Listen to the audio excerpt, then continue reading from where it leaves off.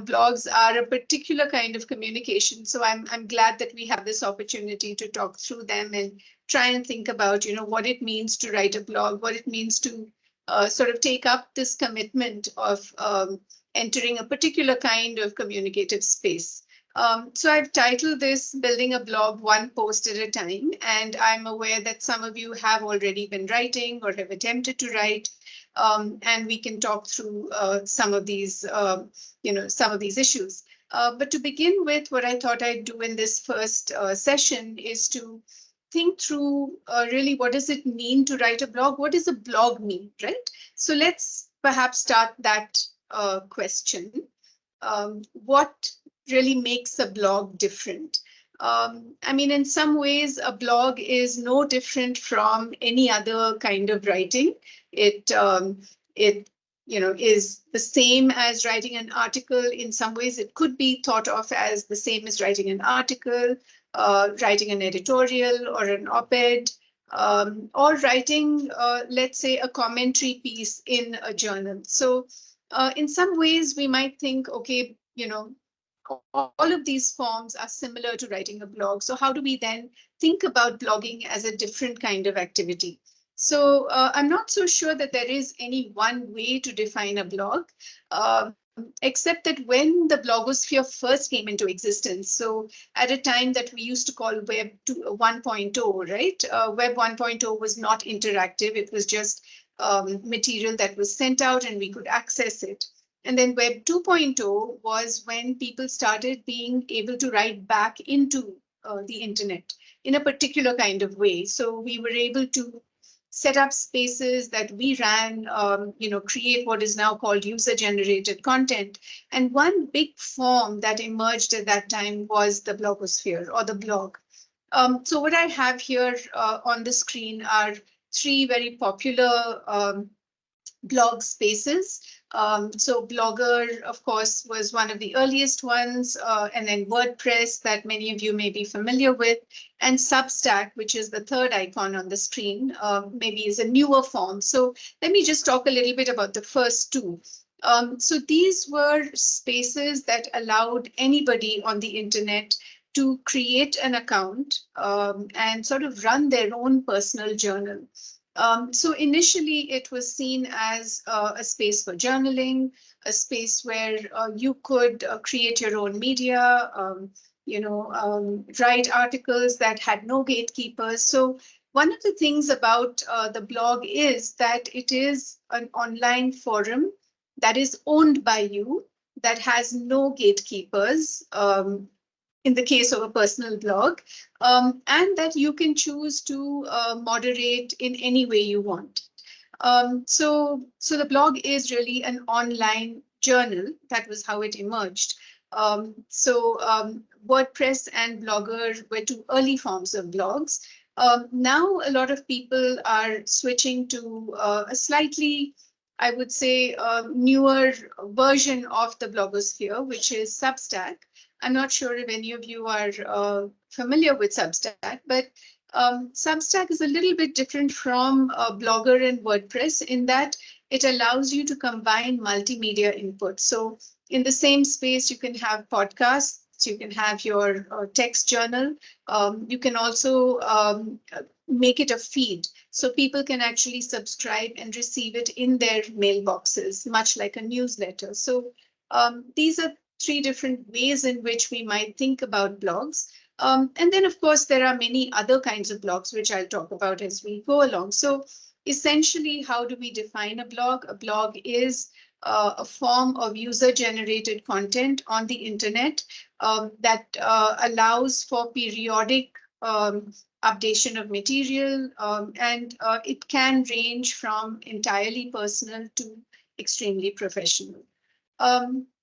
So in terms of form, a blog, of course, has taken multiple forms, right? So the early blogs were in the nature of personal journals, but as more and more institutions and organizations began seeing the value of having a space that was somewhat informal, somewhat open-ended, somewhat user-defined, right? it has emerged as, as a form that institutions and organizations also are interested in promoting among their own communities. In terms of function, what does a blog do that is different from a newspaper article or a magazine article or a journal article? I would say one of the main things that combines both form and function is the informality, or let's say relative informality, somewhat open-ended, somewhat owner user defined, right? It has emerged as, as a form that institutions and organizations also are interested in promoting among their own communities. In terms of function, what does a blog do that is different from a newspaper article or a magazine article or a journal article? I would say one of the main things that combines both form and function is the informality, or let's say relative informality, because you do have blogs that are somewhat more formal as well. But I think really what determines the difference between a blog and many other forms of media content is the process. Blogs tend to be have very few gatekeepers or no gatekeepers. If you're writing a blog for an institutional space, of course, there may be a small group that functions as an editorial review. But if you're running a personal blog, really, there are no gatekeepers, right? It's entirely run and driven by the person who is writing. Yet, I think there are some norms that have emerged in the space of the blogosphere. And these norms, I would say, are halfway between journalistic norms and literary norms. So if you say journalistic norms have in mind the audience, keep in mind certain social conventions, a certain sense of the public good. So that is at one end. And at the other end, there is complete self-expression, right? So what is it that the writer is interested in? What is it that the writer would like to share?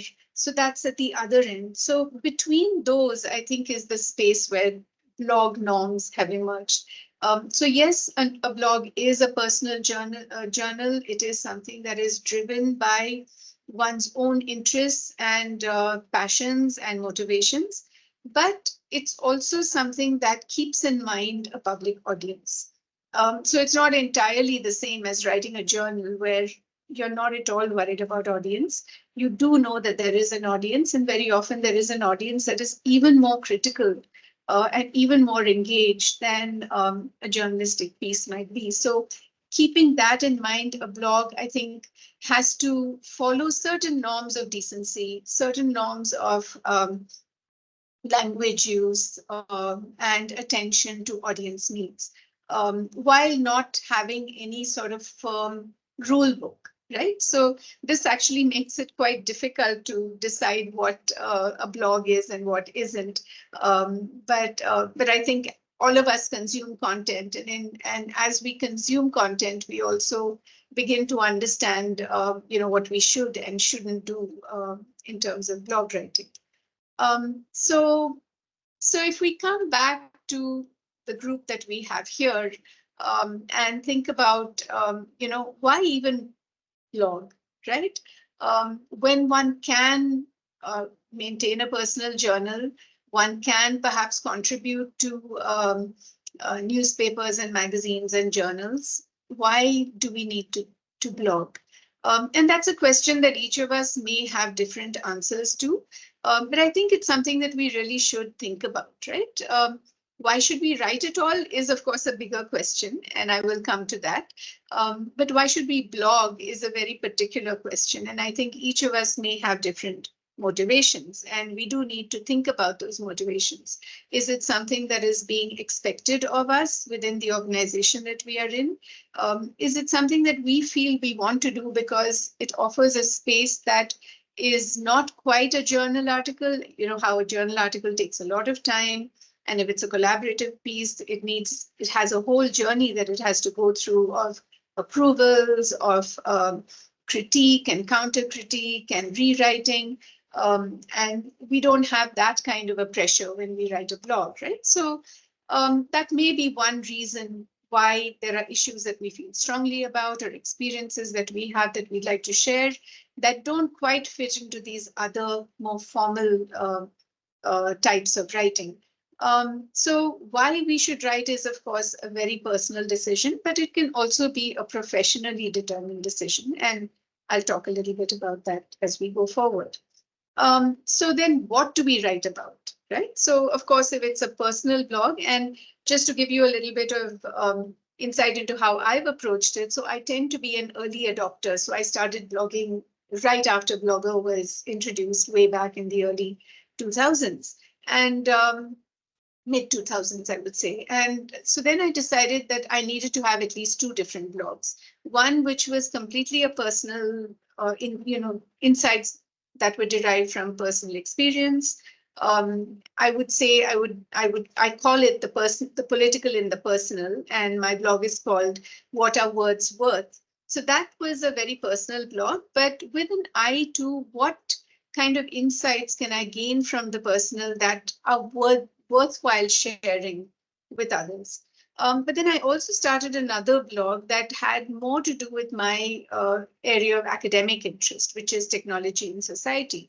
So, so at least two blogs. So my motivations were, one, how do I sort of reflect on personal life and gain some lessons from it that I can share? And secondly, how do I keep up with my own ideas in my professional sphere? So those are two distinct motivations on what to write about. But then again, each of you may have different motivations. But I think these are all questions that we need to individually answer, right? What should I be writing about? What am I equipped to write about? What will be useful for me to write about? I think that's how we think about it. Then the third question is, how do we approach it, right?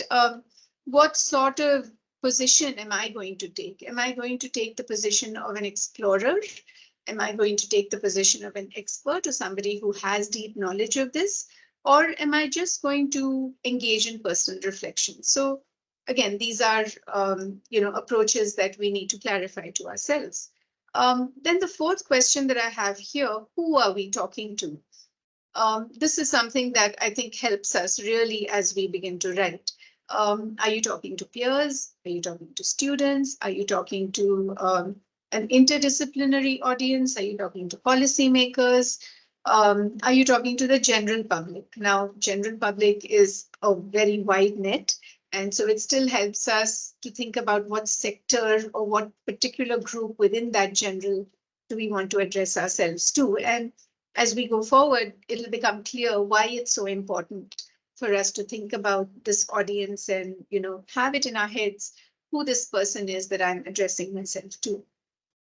And then issues of how often we should write. Now, depending on the kind of blog, now, if it is a personal blog, you do need to maintain a certain regularity of posting. There is this woman called Heather Cox Richardson who runs a daily blog on Substack, and she's a historian, and what she does is she looks at the through line in history. So she picks up a political event or an event in the present times and tries to relate it to something that happened in the past, and then she reflects on what we learned from the past and what we could apply to the present from that learning. So she writes every single day. Now, that is obviously not a practical thing for most of us. So we really do need to think about what kind of regular presence can we establish? Can we write weekly? Can we write fortnightly? Can we write monthly?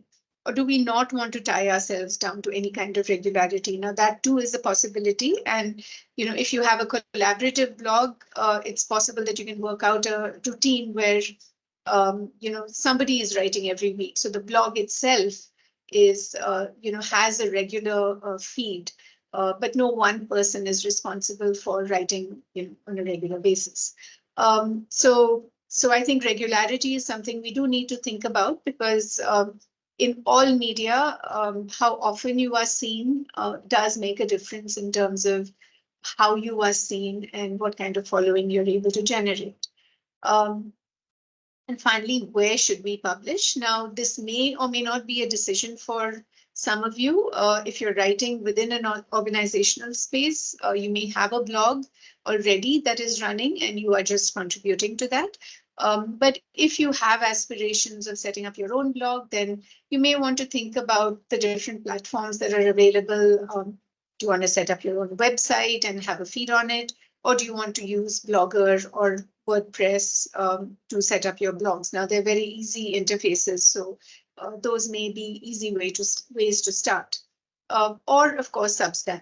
And each of these, I think, carries some decision making through it. You do have to think about what kind of platform is it, how easy is it to access, is it something that allows for easy commenting and sharing. So these are all decisions that may drive your decision of where to publish. So going back to that first question, right? Why write? And I have a bunch of reasons here. And some of them may speak to you, some of them may not. So I'm speaking, of course, within a professional space. So I'm assuming that all of you listening, watching, are located within an institutional space. You're all doing research of various kinds. You're working within research institutions. So one of the long-term goals or medium-term goals even of your work is to publish. And usually that publication tends to be in the form of a journal article. But I think blogging offers you a way of thinking through some of the issues that arise as you are working towards those findings or working towards the analysis, sometimes even engaging in the field, right? So if you're in public health, for instance, very often the journal article that comes out at the end of a project, or the several journal articles that come out at the end of the project, still leave out so much of the texture of our everyday work, right? The interactions you may have in the field, the sort of discussions you have around a table with your team. And some of these actually make very good blog posts to share ongoing insights from work or to work through issues that we may be facing as a team, as individuals even in the field. So these are all the reasons I have put in to share insights, to participate in an ongoing conversation, to offer an opinion sometimes. I mean, in journal articles, we have to be this very a sort of objective, removed researcher. But we do go through sometimes some kind of turmoil, right? Often ethical turmoil, emotional turmoil when facing an issue. And where is the space for these kinds of, for the kind of sharing you would like to undertake around these? A blog could be that space. So the first four, I think, are very instrumental issues. And the fifth, which I have here, is to build presence in the discursive space, right? And this may seem to be a somewhat abstract motivation, but I think it's a very important motivation. For young researchers, particularly, these days, visibility is important. If you have a presence on social media, and I don't mean trivial presence, right? It's not that you want to be tweeting about everything or putting yourself on Instagram constantly.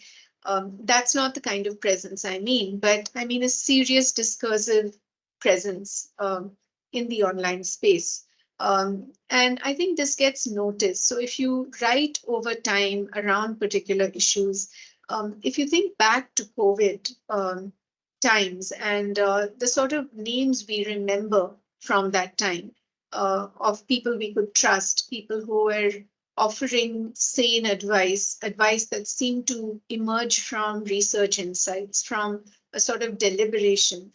I can name some. I mean, I can name Professor Gagandeep Kang, Professor Madhukar Pai, and these were all people who used various kinds of media to build their presence.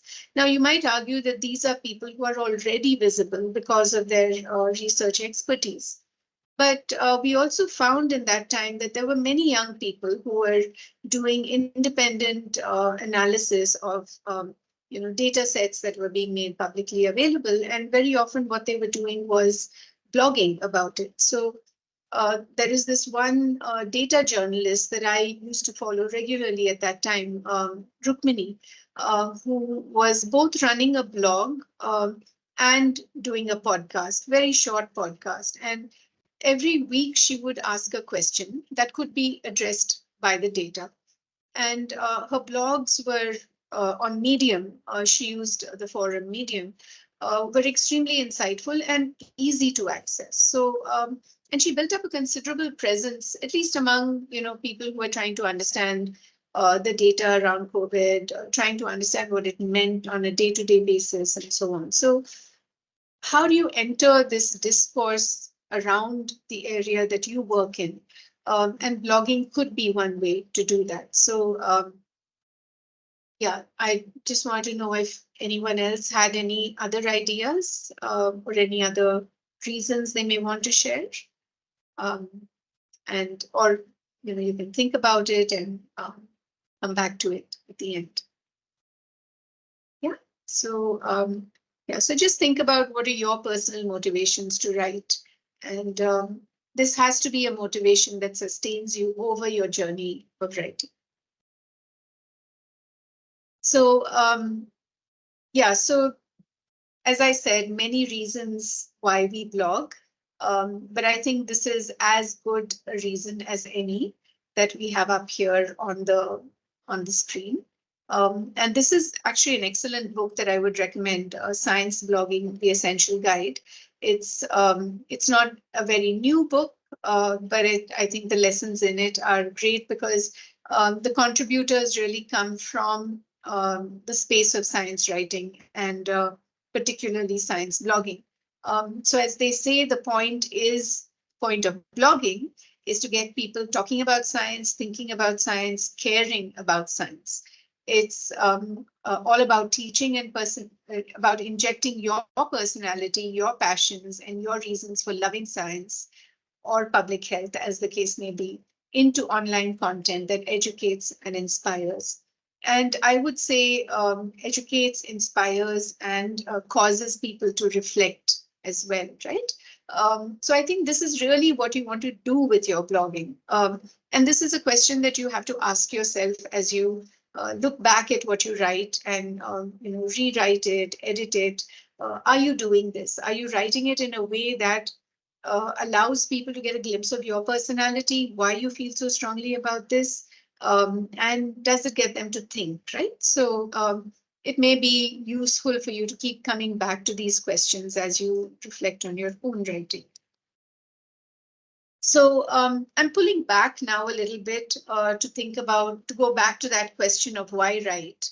And I'm approaching this not from a personal position, but what is our social purpose in writing?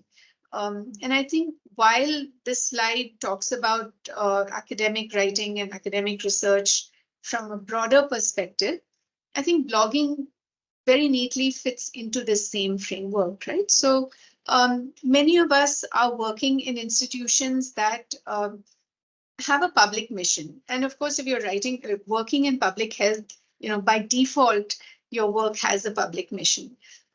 It may or may not be funded by public money, but the mission certainly is public. And so while I call it academic research, I would say any kind of public-oriented research, social research could fit into this framework. So academia or research, is aimed at knowledge creation and at finding answers to very deep-seated political problems, political, social, cultural, health problems. And what we are trying to do through our exercise is to make a better world. And one of the small ways in which we do that is to shift the conversation. So we do that in multiple ways, right? So you have, if you're working for an R&D organization, of course, you are creating products, and these may be tangible or intangible products. And that has a certain life cycle. You intervene in policy through various instruments. but then you're also creating public understanding. And this is, I think, where blogging fits in, right? So if you look at these four things: journalism, organizational communication, outreach and education, popular communication. And if we leave the first one out, we leave journalism out, I think blogging fits into this other space, right? It could be organizational outreach, it could be public education, it could also be popular communication. So blogging very much is, I think, it's a useful tool for fulfilling the public role of research. All of these other things, of course, just to expand, do also play the role of public communication, but contributed features, policy briefs, the website, and semi-popular articles and general lectures, all of these fall into this large mix. But our personal interest at this point, or our focus at this point, is on the personal blog. And I'm calling it the personal blog, but let's say blogging in general, right? It could be institutional, organization. I've just got a small example here of one very popular crossover blog, and some of you may have seen it, which regularly takes articles from academics and researchers. It's kind of they allow you to talk about your research in a way that relates to public interest at any particular point in time. So this is one area where bloggers could try and focus their work. Okay, so I just wanted to look at some of these. Now, I'm not sure how this is going to work when I um, let me come back to the screen later on. Is it possible for you all to take a screenshot or copy this and keep it in your, on your clipboards so that we can go back to the sites? Professor Usha, I can also share this individual slide with the attendees. So Okay. maybe they can just click at the links, and I'll do that in a moment. I'll share the slide in chat. Okay. So just keep it with you. Don't open the links right now, and we'll talk about each of them in a moment. I'll go back to those examples as we continue the discussion. But let's think about what really we can write about. So the first set of slides really looked at what is a blog, where do we where can we publish, etc. In very briefly, and let's zoom in a little bit about what the content of a blog could be. And to say that it is a personal journal is one way of thinking about it. Let's say personal research journal is one way of thinking about it. But what exactly goes into a blog? Or how can you start thinking about the kind of topics you can engage with in a blog? Very often in science, we're told to wait until we reach the end of a project before we actually talk about our results. And I think that's, of course, valid because we do want, anything we do to be really scrutinized by our by the peer community before it is put out as a publication. But there are often, there is work that you are still muddling through. So some journals actually allow you to write commentary pieces which may talk about work in progress. So that's the kind of thing I'm talking about when I say new insights from your work, right? So it could be either work in process, but it could also be after your journal article is published. Let's say you want to write about this in a way that reaches a broader public, makes your work more accessible. So just this morning, I receive a newsletter from Nature, and they have some, always some excellent pieces that translate their journal articles into more public-facing communication. So This could draw from a published article and make it more popular. So that might be something you could think about writing. You could write about field experiences, and as I said earlier, there are often things that don't go into a journal article because you have to fit it into those 5,000 or 7,000 words. So methodology often is pared down to the barest minimum. So you may want to discuss, let's say, some interesting interactions you had in the field, right? So, so for instance, on one of the blogs that that I have in that list that I just shared, one of our researchers was doing interviews with garment workers in Bangladesh, and she was talking about issues of what happens when you're talking about traumatic experiences, and during the course of the interview, you're actually causing trauma again because you're getting people to talk about those experiences. So it's almost like you're causing them to relive trauma. So what are the ethics around that? So this is a fuzzy area, right? So how do we think about it as researchers? Do other people have similar experiences to share? So you may want to talk about some of these sticky issues that don't quite get into the journal article, but are really important to talk about. There may be interviews, conversations with other researchers that you could do, that could feature in a blog. So a friend of mine runs a book blog where she carries reviews about new books.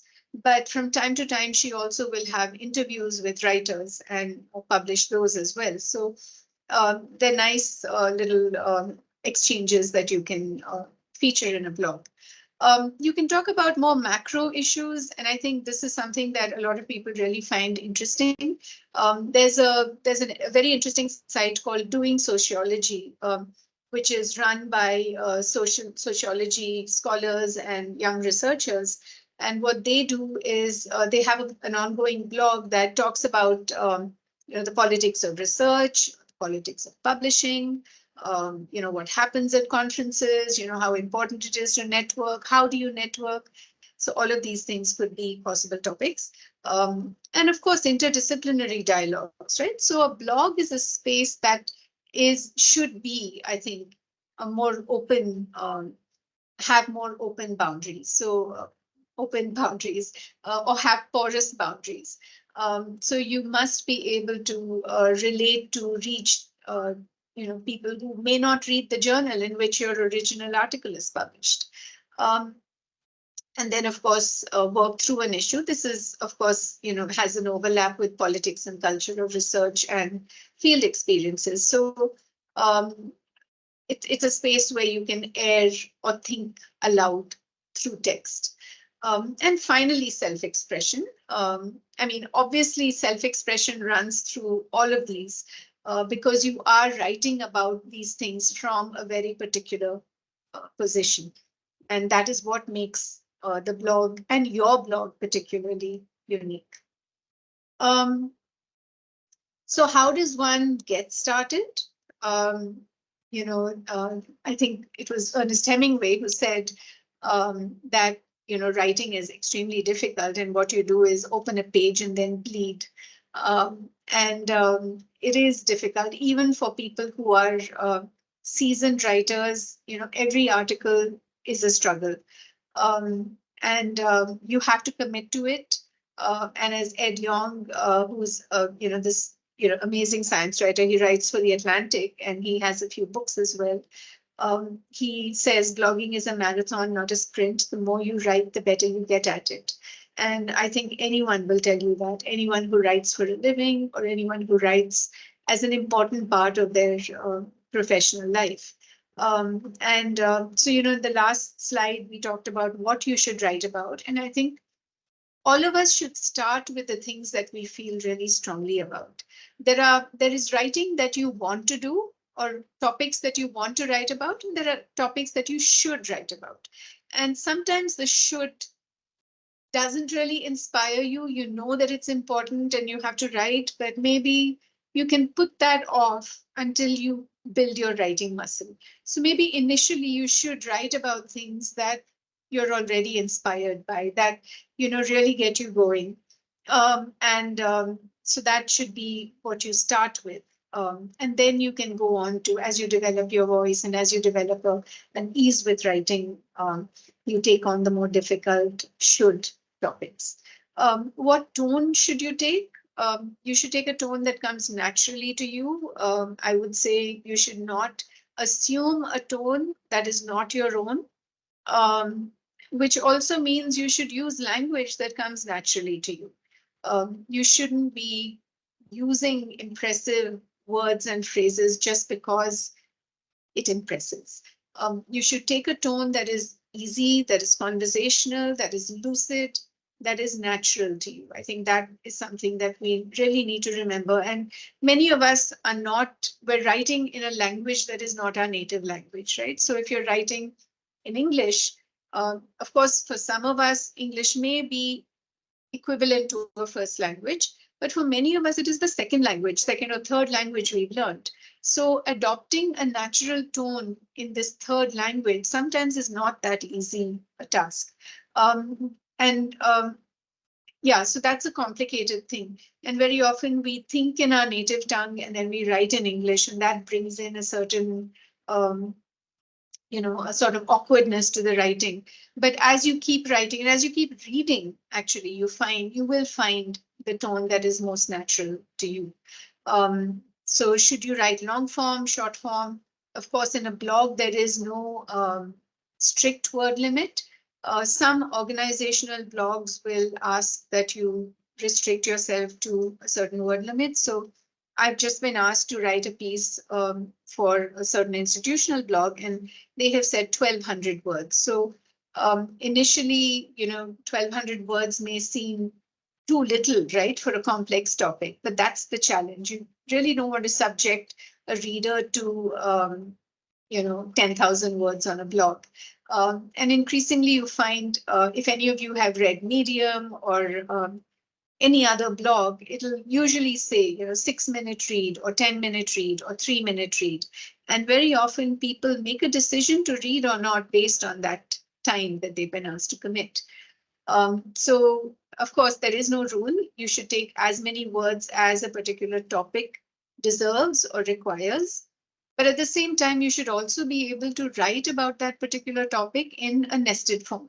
So when I say nested, I mean you should be able to write 200 words about it. You should be able to write 500 words about it. And if necessary, you should also be able to write 5,000 words about it.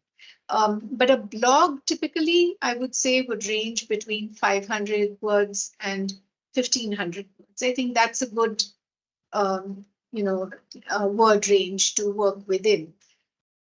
And finally, another decision you have to take, or something you may want to consider is, are you going to be writing opinion? That is, this is what I think. Are you going to write a perspective? That is, this is what I think based on this experience and this location.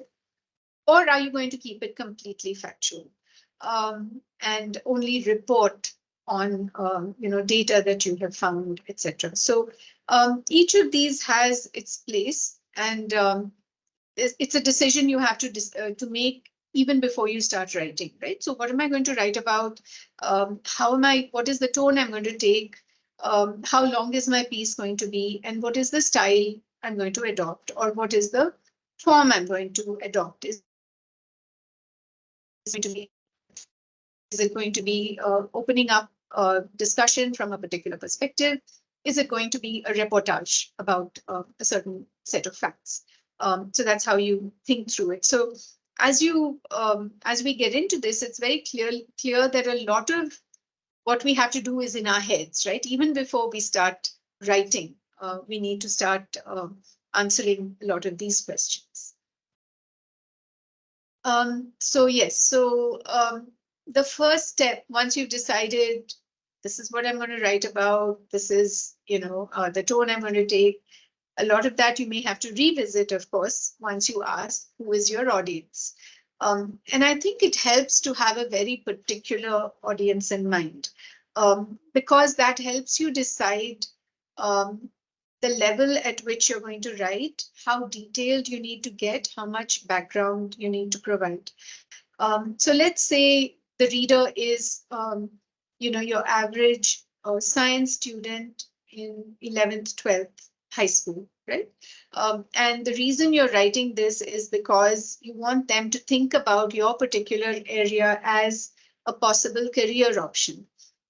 So if that's your audience and this is why you're addressing that audience, it immediately gives you already a sense of how you should be structuring your piece. So are you writing to girls who often don't think about a career in astrophysics, let's say, and you're going to write with that particular, 16-year-old in mind?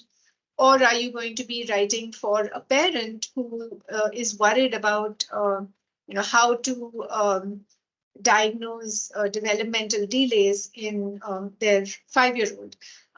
So you already begin to see that depending on who the reader is, the language you use, the tone you take is going to be completely different, right? So have that picture of your essential audience in mind. Um, and then Professor Usha, yeah, we also need to move to the tailored feedback session. So if we can yeah, wrap up in yeah, the next 10 minutes, that will be yeah, yeah, great. yeah. I just have a couple more slides. Yeah. Sure. So think about your audience and think about what you can offer them, right? Um, so as you write, again, these are all general, things that you have to think about for writing, because the moment you think about your audience, you will also be able to think about what they need, how receptive they are to the message, etc., and it'll help you decide all of these things, right? So the scope of your of your communication and what you need to do to reach this particular audience. So a little bit about structure and form, and this is for any kind of popular science writing, I would say. You would move from the specific to the general because it's always easy for people to identify with something specific rather than something general. So if you look at news stories, feature stories particularly, they will do this. They use anecdotes and experience to draw the reader in and then go to the more broad issue. If you can connect it to something current, all the better. And keep focused, keep telling yourself, this is what I'm doing in this piece. And very importantly, don't talk down to the audience. Um, so again, just a few tips, and this website is useful. How do you stick within a certain known vocabulary? How do you make connections with other areas of life? How do you stay light and humorous? Not all subjects, lend themselves to humor, but where you can, using humor is useful. And stay real, stay human, and usually you're able to connect to your audience. So just an example from this was published just a couple of days ago, and it's from The Conversation. So if you see the very first paragraph, has a person of current interest, Taylor Swift, in it, and then she draws the audience into the work of, Christine de Pizan. You know, who not many people may know. So you start with something specific and then go to what your topic is. So I spoke about this already. These are all the various spaces where one might blog in. And some of you have access already to an institutional blog that you could contribute to. So that's a great first step.